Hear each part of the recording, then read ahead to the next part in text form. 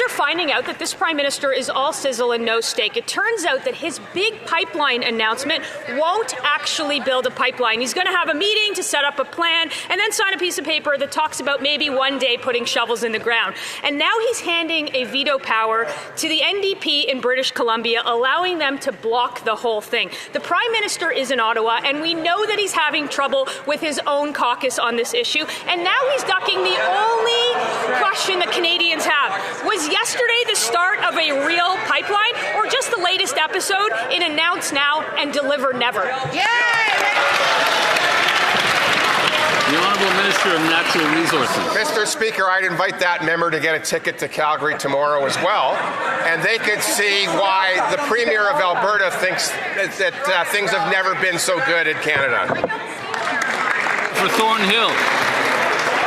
Mr. Speaker, that wasn't their answer yesterday. In fact, that isn't what the government said at all when they gave BC the veto in this House. Maybe they need to brush up on the Constitution, because Section 92 explicitly gives them the power to build pipelines, whether David Eby likes it or not. He also got the legal authority from this House when they asked us to pass Bill C-5 to circumvent their own regulations. And the only thing holding them back now is the same gutless paralysis that kept our oil buried and Canadians with less money over the last 10 years. So instead of hiding behind the premiers, will he get up and announce that he's going to build a pipeline? Honourable Minister of Natural Resources. Mr. Speaker, they seem determined not to want to see any development in this country. What we understand is it's federal government jurisdiction to approve a pipeline. We also understand that if a proponent wants to take it to the Major Projects Office, we expect them to work in conjunction with the affected jurisdiction and to consult First Nations. The Premier of Alberta understands that. Unfortunately, the members of the opposition don't. Member for Calgary East. The Prime Minister is all set to stage a fake pipeline photo op. What he'll probably do is hand the veto power to kill that pipeline to the BC Premier so he doesn't have to do it himself.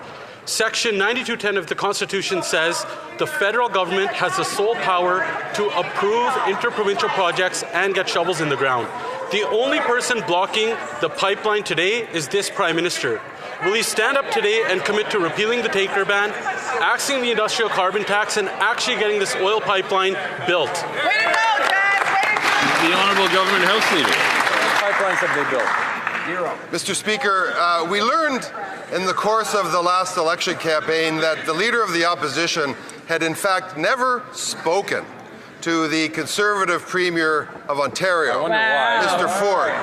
Now, I know the Leader of the Opposition to be someone who will look back, maybe look back too often, but he looks very backwards. He'll want to learn from that mistake, and I really suggest he not make that mistake again with the Premier of Alberta. Mr. Leader of the Opposition, please call Danielle Smith.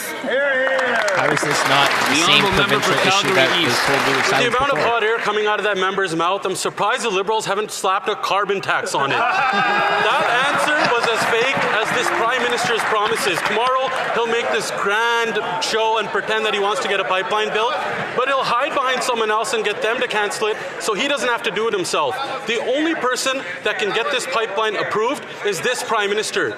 Does the pipeline need to be sponsored by Brookfield so it actually gets built? The Honourable Minister of Natural Resources.